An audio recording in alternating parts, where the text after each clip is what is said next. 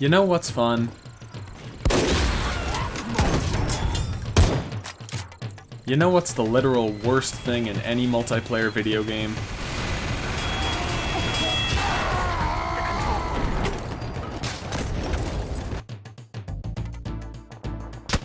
Ever since the first cavemen fought each other with 2 sticks, it's been the dream of man to stand 20 feet away and lob rocks like a dirty coward. And throughout history, humanity has pursued greater and greater lengths to throw faster, better rocks at each other.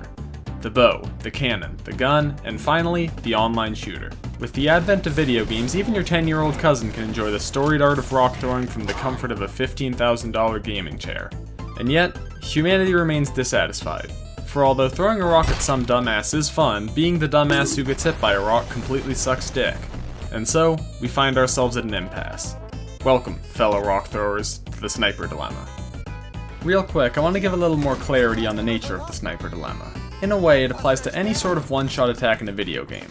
Shotguns are sniper dilemmas. Melee attacks sometimes are sniper dilemmas.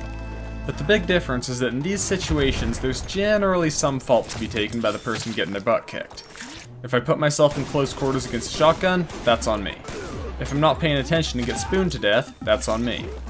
If I get killed half a mile away from some asshat who needs to get a hobby, then that's complete horseradish and that basement-dwelling knucklehead can suck my dick. So I think the first question to ask here is, if snipers only serve to cause undeserved, frustrating deaths, could we just get rid of them? I mean, that's like 70% of what gamers constantly complain about. But just like mosquitoes, snipers may be annoying pieces of shit, but they're important pieces of shit. And they play an integral role in the ecosystem of shooter games.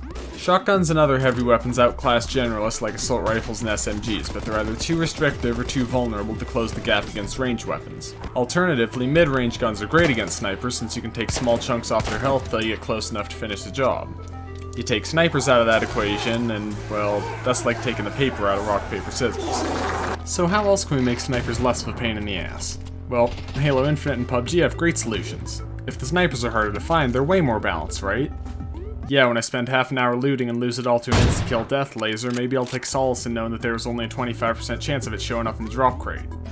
But I kinda glossed over Halo there, yeah? Since you respawn every 10 seconds, I'd guess it's less of a big deal to get one shot out of nowhere. Well, sure, but in a game where literally every weapon has to go through armor for a kill, the one time a sniper does show up, it's a load of bullcrap because it completely breaks the established rules for how you can die in the game. So, if getting rid of snipers doesn't work, and making them rare doesn't work, what options are we left with? Well, I think it's time for me to show you a pretty handy rule that I like to call the 3 C's of long-range combat. Context, counters, and alternative application of game mechanics. Let's kick this off with context, presented through one of my all-time favorites, Battlefield 1. BF1. A game of absurd weapon variety, glorious glory kills, and awesome content locked behind DLC paywalls because EA are a bunch of scumbags and they can suck my dick. If you didn't know, Battlefield 1 is one of the most complete shit shows in video game history. You'll turn the corner and get creamed by a tank. Boom, you're dead. You'll get headshot by an anti-tank rocket. You'll spawn in and get insta-killed by a dude who is aiming at someone else. But the beauty is that the context of the gameplay, the speed at which players go down, makes getting one shot by some dumbass sniper completely trivial, because everybody dies so fast that it doesn't matter if you get killed by 1 bullet or 10. And this quick-paced, fast-action combat just opens the floodgates for you to go on some of the most gratifying rampages you've ever seen. In a game that gives you so many weird-ass guns to choose from, you got a lot of options for dealing with enemies. But with the restriction of relative realism, your best choice is to just put up with it if some dingus is bugging you from the other end of the map. Team Fortress 2 takes a different approach, using the power of counters. Sure, Sniper might be one of the more annoying classes in the game, but what do you do when a sniper's pissing you off? Well, you can rush him as Scout, carpet bomb his ass as Soldier, flare him as Pyro, nuke him as Demo Man, or shish kebab him as Spy. The list goes on. As much as it can suck to go from full health to dead in the span of a second, Team Fortress 2 has a whole lineup of counters available the instant that you start losing patience with that enemy sniper. Honestly, I think one of TF2's braver design choices was the decision to actively design the game against snipers. In a game of nutty movement mechanics, source engine bullcrap, and whatever this is, Team Fortress 2 couldn't give less of a piss about putting snipers into a world made to screw them over. So that stuff's all well and good for class-based shooters, but what about a game where you're switching weapons on the fly? Well, that's what the 3rd C is there for. Creativity. It's the same thing as alternative application of game mechanics, but I thought that was a good joke, so there.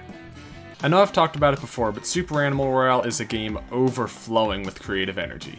There's no worse place for a sniper rifle than in a battle royale because it so easily nukes all your progress in one button click. But in Animal Royale, not only are snipers capped at 99 damage, but you're not taking any of that till your armor's depleted. And this actually gives the sniper a great use as more of a utility weapon to splonk your opponent's armor all at once and force a retreat, or to soften them up for a kill. And if that ain't alternative application to game mechanics, I don't know what is. For the longest time, snipers weren't really a big deal in video games. Not that they weren't a pain in the ass, but I think that, in a weird way, they were sort of balanced by our pathetic baboon brains. You can't take away a caveman's rock, sit him down at a computer, and expect him not to suck. But we've been playing video games for a long time now.